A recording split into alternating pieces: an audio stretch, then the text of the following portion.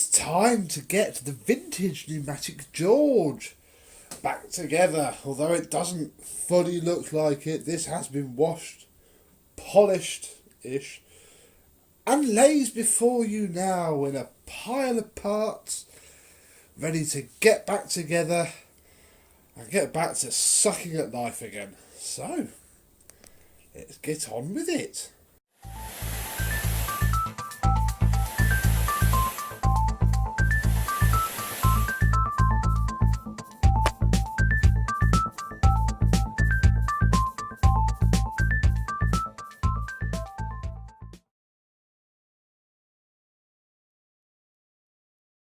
Yes, hello my vacuum cleaner chums. How are you today? This has been lying around for far too long.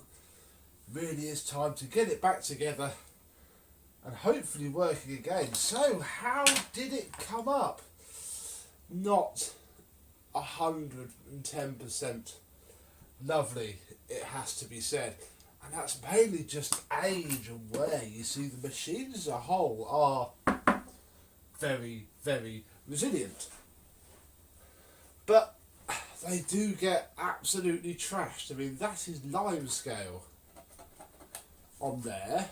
Won't even scratch off in my fingernails. So this motor has done incredibly well to only be that rusty, really. It's just the individual components do show their use. But overall, the machines are okay. So we shall start with the 1989 bucket, just because then it's the biggest part out of the way. We only need 2 screws. We got to put the wheels back on, and what I usually do with pneumatic wheels is just put a nice blob of grease around the inner spindle like that. And what that does is it basically stops it from sounding so awful, because at its age it is worn, very bitty and uneven, and it takes up any smallish slop that's in the plastics. That's a terrible screw down. Yeah, it's just a good thing to do, really. It doesn't hurt. And there we go.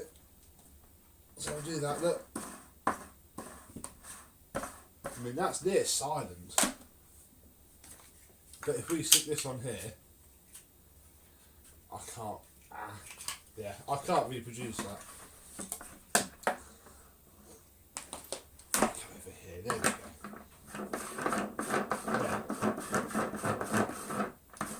See how it sounds like that? Little smear of grease. I mean, the newer ones don't need it so much because they're not as worn as this, but yeah, by the time they're this old and this well used, it just makes it that little bit nicer. So we'll put the other wheel on.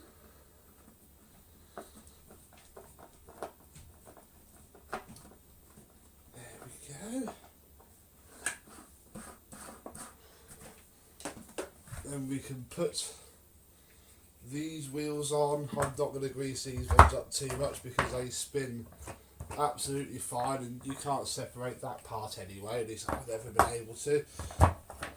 And that is the recovery tank back to being on wheels. So I'll pop that up here.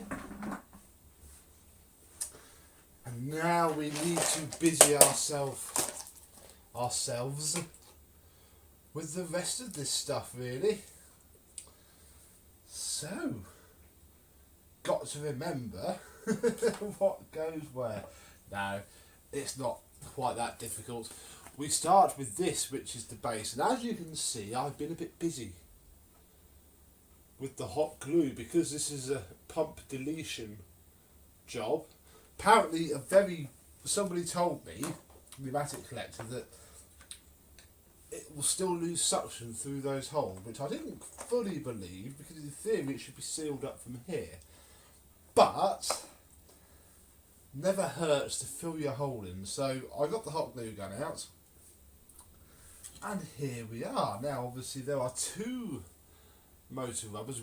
That's the top one with the two lugs. This is the bottom one, and that will go in there like so. We're also actually going to take the earth lead off because this is never going to be used as a wetback. And actually you'll see why from the cable I'm going to use in a minute. It doesn't need to be earthed. It's going to be okay. Make sure that that's on there properly, however it'll go, and stick it there. There was a small... Oh, we haven't finished the recovery bucket, look. I forgot to put this in. This just pushes in. Like so. Where were we? We'll put the top cover for the motor on as well. Just because, and that's these, not those. These two actually very tiny machine screws here. But again, it's not fully needed, it is literally only there as a safety precaution for that massive fan that spins around on the top of these double bypass motors. But we'll stick it on anyway, because it won't hurt at all in the slightest. There's two springs there and I'm not entirely sure where they came from, so I'm going to assume that we do not need them. As we move on to this part here, this is obviously the bit that gives him his identity, and already I fear we have the motor the wrong way around, as the two cables are going to have to come out this way while we line up the gaps in the side with the clips that hold the machine in place, and then we can simply feed the cable through there, and once we get the orientation just right, it'll all drop down like so, and we can put our mid-sections. No, we can't put our mid-section screws in. Very silly of me. We can put our top motor rubber back on. Oh dear, there we are. Well, actually this will have some bearing as well, because I think, no, there's not two. Oh, I thought there'd be two plasticky insertion-y bits, but there's not, so that's fine. As we were then, we'd have soon noticed if we'd have messed up, because it very soon wouldn't have screwed down properly. Just rotate the motor to line up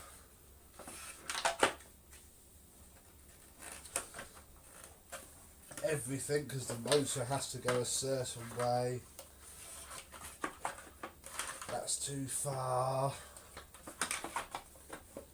There we go. Perfect. It'll be a little bit wobbly because it basically gets completely clamped into place by these three screws here.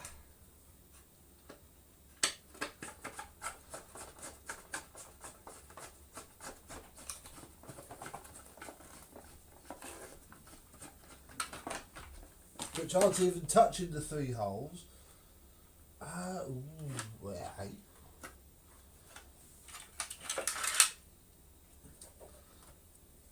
The three holes seem to be offset.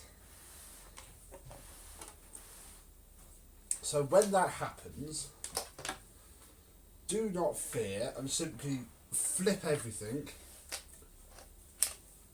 180 degrees the other way, and it normally,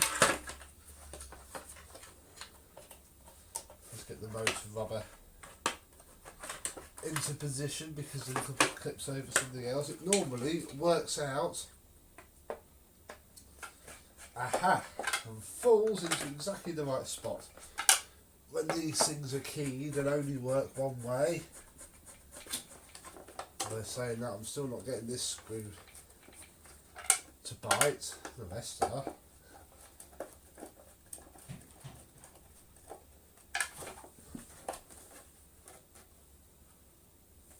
Because there's not one in here.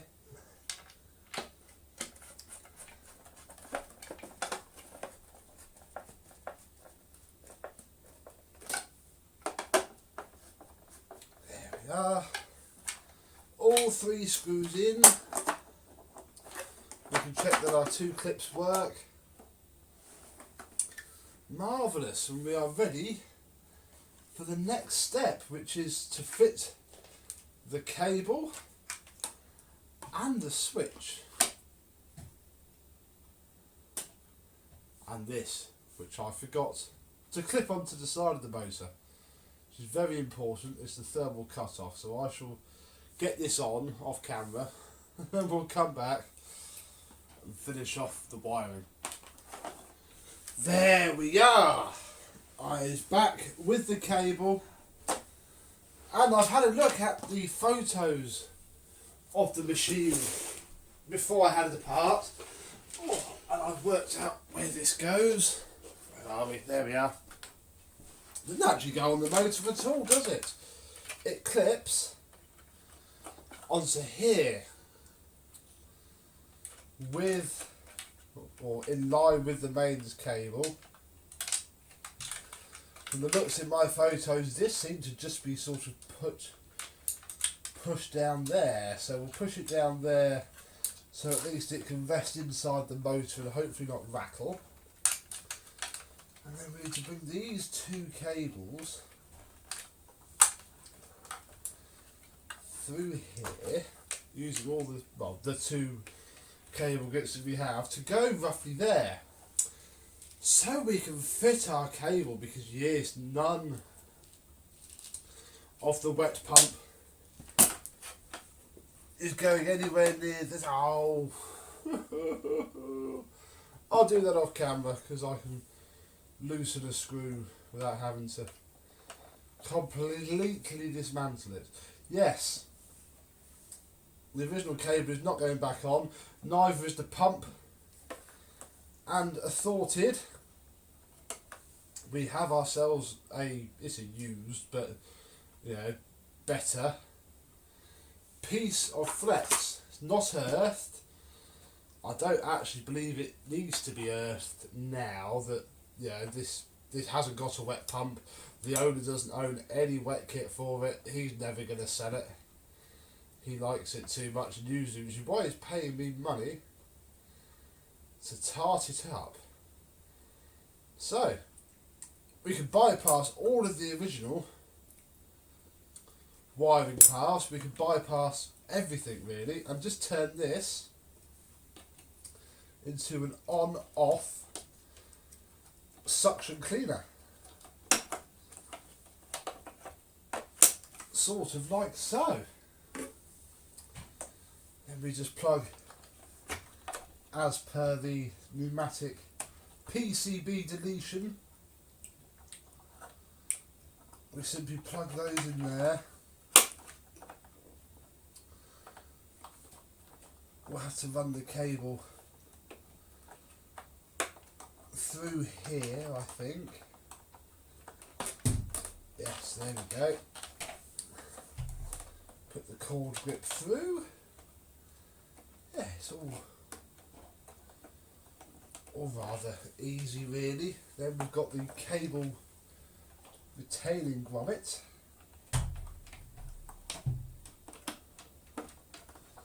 which can go on there. We actually gained 3 screws because we don't need to put the 3 screws back in the wiring. I'll keep those, they'll come in handy one day. And there we go. Problem is though, is that when we put the lid back on, we're to be left with a hole where the pump switch was. However, Turns out, pneumatic cell, switch blanks. This was £1.89, not direct from Numatic, but it is a genuine pneumatic part. And that will hopefully sit in there. Now, very, very quickly, we can reassemble the handle.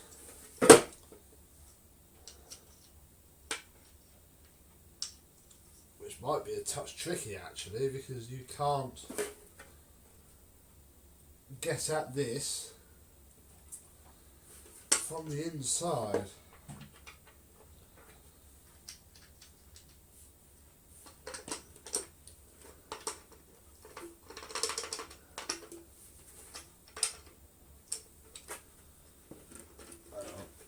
That was in and I've tensioned it. Really?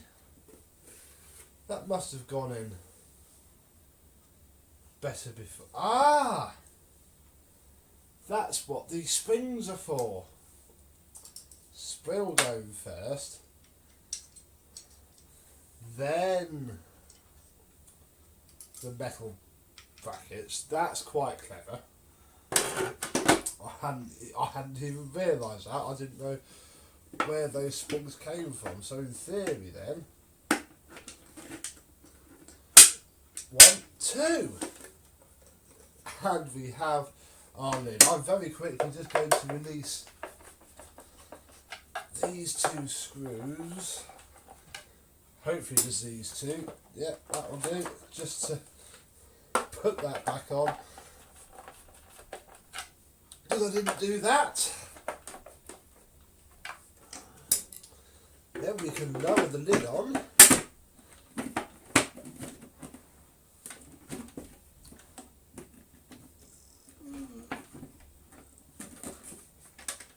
Why are you not just slotting?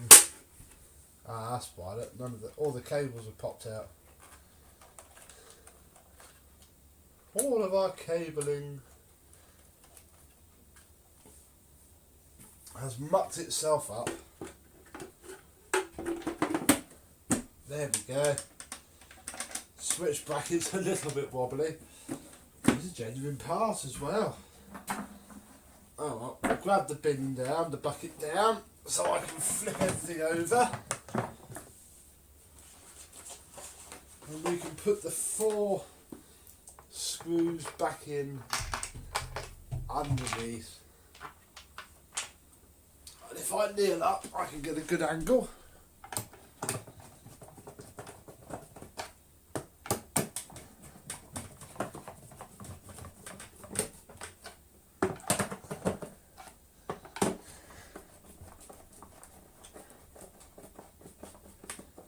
Probably got a bag for this video,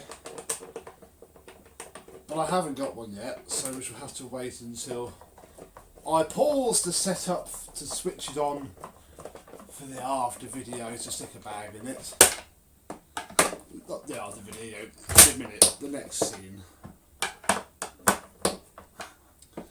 That's screwed down nicely. We can grab the filter, which is just over here off camera.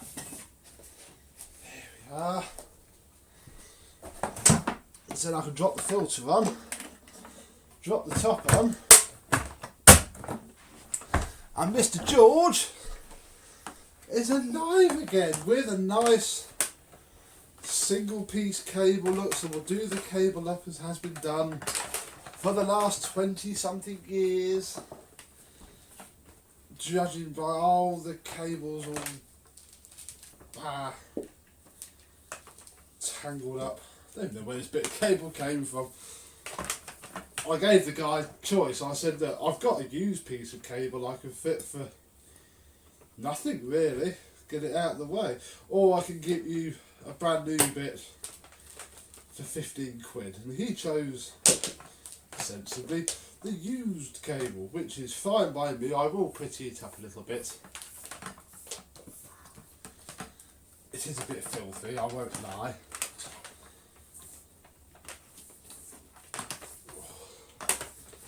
But it'll flipping well do the job good. So, that's that there for now. we have our machine reassembled. Does he work though? I suppose that's quite a key question to find out, isn't it? Now I don't have any proper George sized bags because this does technically take the size upwards from the Henry, but they fit absolutely fine. They're all I've got, and to be fair, it's more than the owner will probably use inside of them anyway. So we'll fit a bag just to say we have. Yeah, it's just a bit small, but it'll fit up perfectly well to its 9 litres, but George and Charles and all the rest of this size are 15 litres, I think. Like I say, you can just get one size more bag, and basically with the lid on, with zero other tools to show you, George is done. It's a bit of a shame about the writing, although it does actually let me demonstrate something to you. If we get a baby wipe out, problem with these older pneumatics of all names is the writing is screen printed on, and it don't half wear off a lot. I caught the writing on my 1997 Henry that we used for 12 vacuums in 12 months, December last year. I caught it and it was noticeable. If we take this brand new clean wipe that's so white my camera is having a hard time, and I say it doesn't matter on this because it's knackered. If we just give the G a rub, look, it's just rubbing off with a baby wipe. And even if we do light pressure, literally, you know, we're just cleaning it, just giving it a bit of a rub, no pressure at all, literally. The weight of my fingers on it, bring that bit closer, there we go, look, it wears off. Do be very, very careful with any pneumatic that you get. If the writing is excellent, just leave it alone. Polish around it. It really isn't worth destroying the writing. But this one's already destroyed. So, hey ho, let's have a closer look at how it looks now it's been done. Because although it looks very good from afar, up close, it's not perfect. So yes, as you can see, all of the plastics are very trashed. Understandable. There is no writing left. Hardly. There's still the odd bit of lime scale that I just can't get out. You can see this is where I blanked up the pump outlet with hot glue going around. So it's a lot cleaner than it was. We have our blank for what was the pump switch. It's a genuine pneumatic part, but it's still a bit loose, but it'll be alright. Go around to the ratings plate, which I've just stuck on. There we go, look, 1992. And around to the front. And this is all I have, really. Oh, it's a bit of a shame, but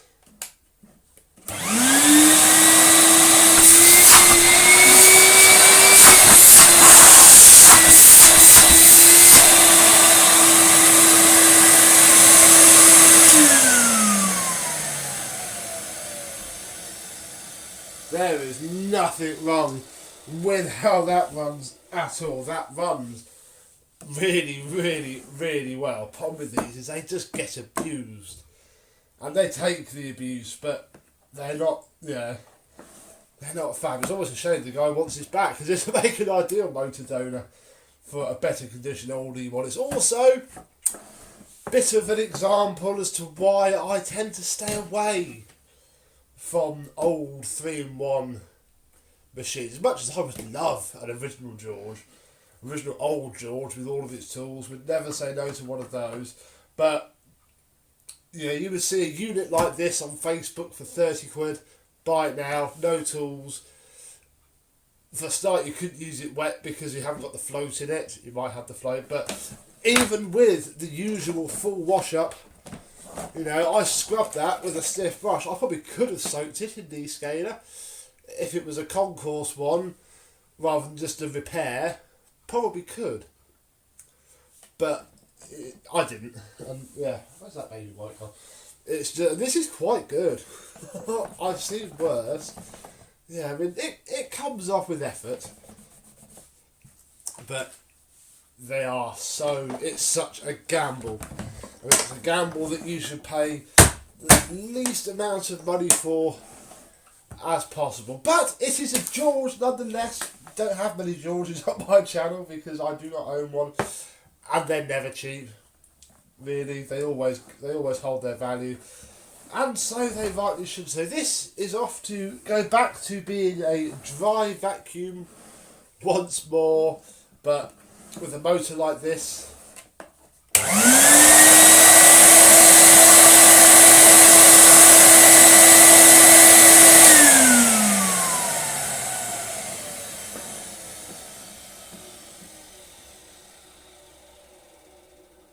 He'll be doing it for a long time to come. So, thank you very much for watching this and the previous video, which I'll link to when we took it all apart.